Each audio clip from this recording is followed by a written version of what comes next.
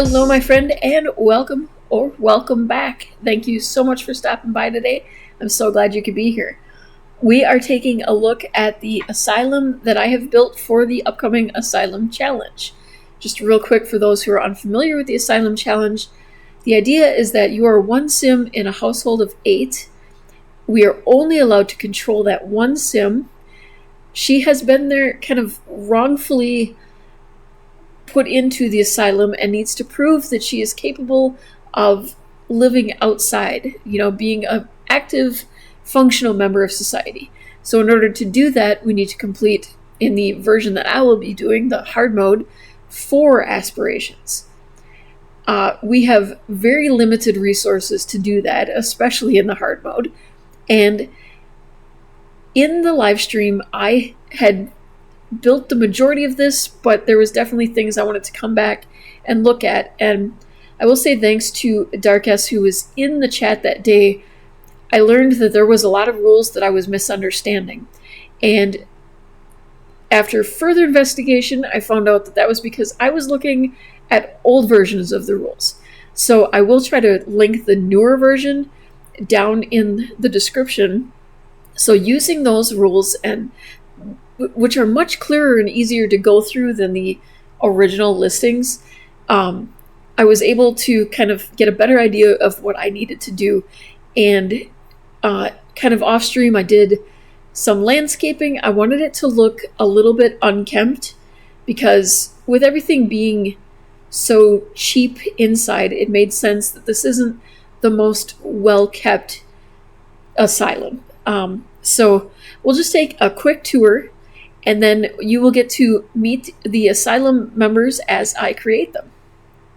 I wanted to very quickly kind of go over what we can and can't have in the asylum. We are not allowed to have a TV and computer at the same time, but we can have one or the other. Now this is on the hard mode. We can have only one sink, one toilet, and one shower bathtub.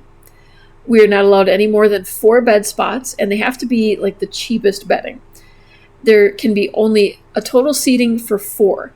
That includes the couches, lounges, and chairs. So, for example, if we have a dining table with 2 chairs, that counts as 2 chairs. You may only have a total of 3 skill building items. When I was originally building this on the stream, I had put 5 in, so I had to make some adjustments.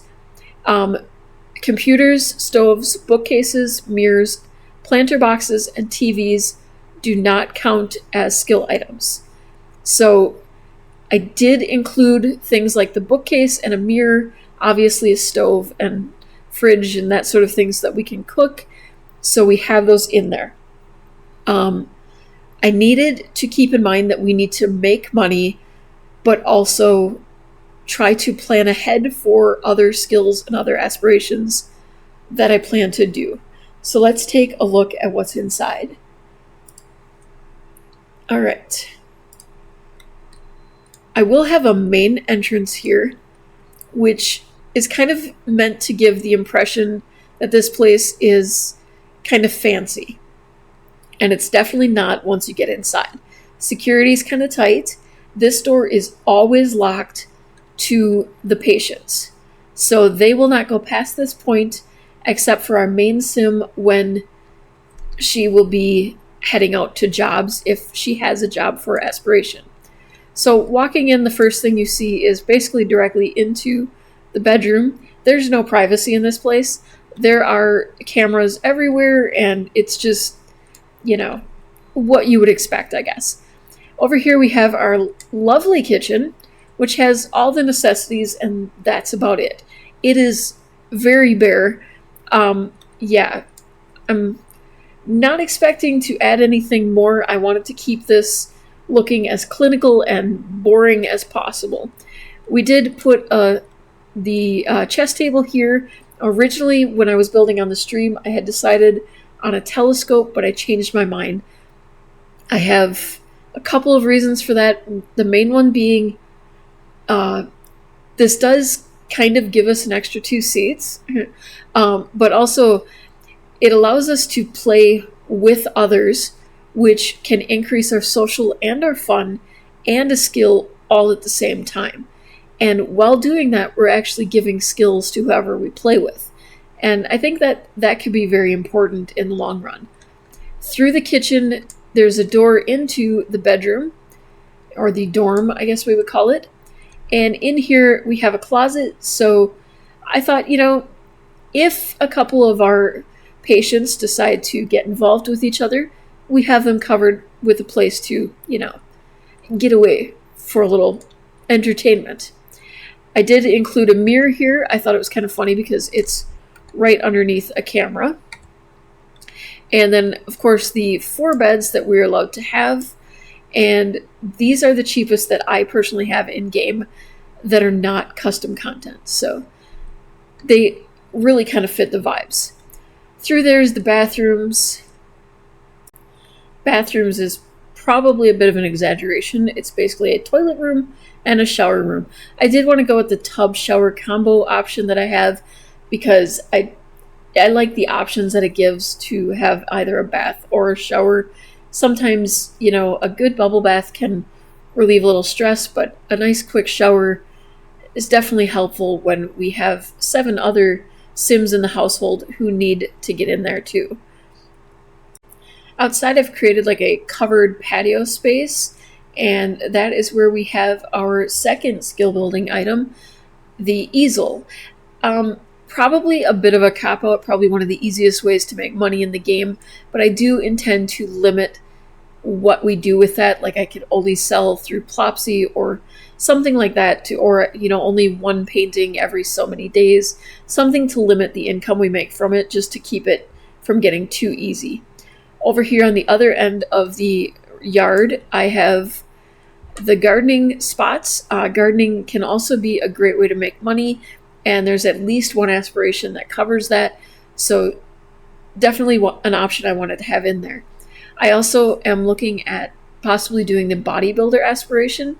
One of the reasonings behind that is if you complete that, you actually get an extended life. That gives us more opportunity to finish this aspirations within one lifetime. And so I just created like a little area here. This yard is not kept very well. As you can see, it's just a bit overgrown and a bit of a mess, but there's still a camera there to keep an eye on it all. So that is pretty much it. It's nothing too exciting, nothing too extravagant. I do have intentions for things like a piano that I originally had tucked over here. Our window's glitching out over here on us. I want to, if I do the bodybuilder aspiration, eventually we will need to add 2 more pieces of exercise equipment. Those things are things that we are able to add as we go and as we earn money. They don't count toward the initial 3, but we have to earn the money for it. So we will get there in time. Now we're going to go ahead and head into CAS and create our Sims. All right, our first patient is, my self-sim. I should explain that this isn't exactly what I look like or anything. I had created kind of a randomized sim some time ago, and I noticed that she looked quite a bit like younger me, and I did some editing and adjusting, and she's kind of become like my profile picture avatar. Just generally you'll see a lot of her throughout my sites and my social media. So I thought it would be fun if she were the main character here, we should say. And there's also something kind of special about Marley in this particular situation. She's the only one who is not a supernatural. See, in this world where the Asylum is, they don't exactly like supernatural Sims. They see them as like an abomination of nature, and they feel like they need to be institutionalized. And Marley has kind of accidentally gotten caught up in that. They suspect her of being an alien. I guess she's a little strange, I kind of relate.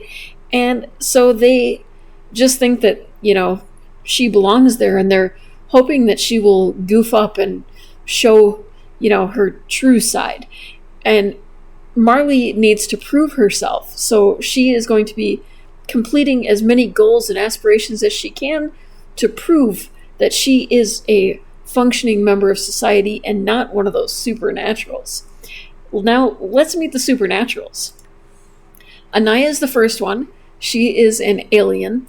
And I should explain that every one of these supernatural sims have been completely randomized. The hair, the traits, the facial expressions, the body shapes, the skin colors, all of it.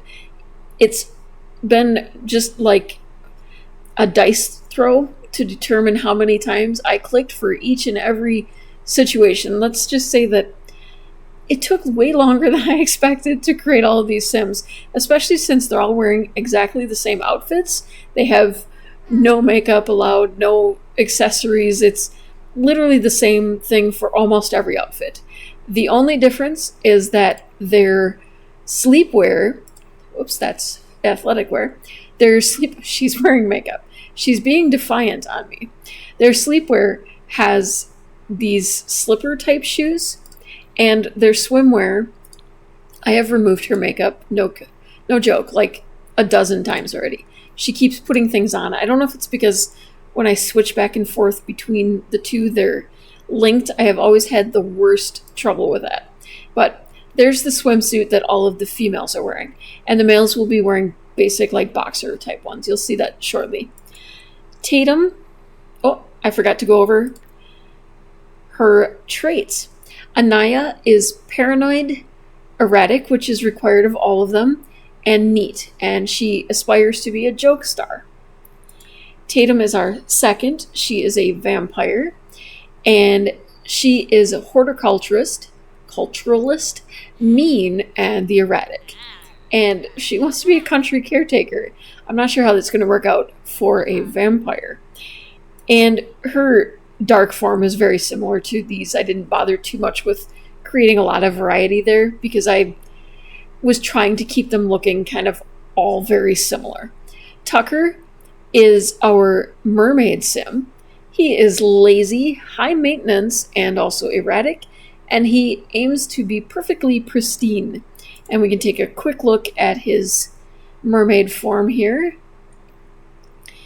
Alec Dye is our spellcaster, and he wants to be a fisherman, I guess. He's got a little problem with lactose. He's erratic and he's hot-headed. Let's just say Alec had a little bit of an accident with his makeup with his spell casting, and that's how he ended up this lovely shade of blue. And it curled his hair. It just, he just had a rough day. And I can't blame him for being in a bad mood and hot-headed and everything when he's dealing with a lactose issue. Damien is our next. He is the final of the 5 variations of supernaturals that we have here.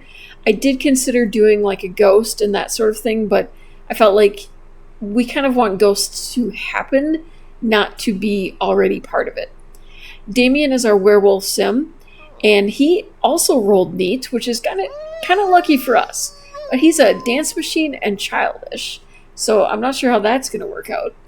And he's aiming for inner peace. He wants to tame that inner beast form, and there is our inner beast in his swim trunks, so you are getting a peek at that.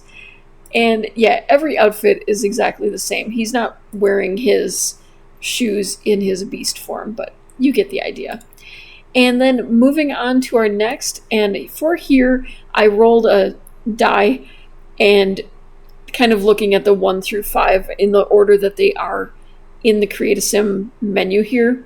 I can't show you now because we have a full household, but I just, whichever number I rolled, I did that in that order. So we already had a female alien, so I decided to make a male counterpart to kind of keep things balanced. So Pat Dyson is an overachiever, proper, and erratic, and he wants to be a freelance botanist. And his, alternate human form looks like that. And then for the final one, we rolled another spellcaster. And she got very lucky in rolling the spellcaster aspirations, so that was pretty cool. She is outgoing, a technophobe, and erratic. So that will be the patients joining our interesting asylum. Hopefully it's interesting. And keep an eye out for that. It's coming very soon to the channel. Thank you so much for watching today. I hope you have a wonderful day and hope to see you again real soon.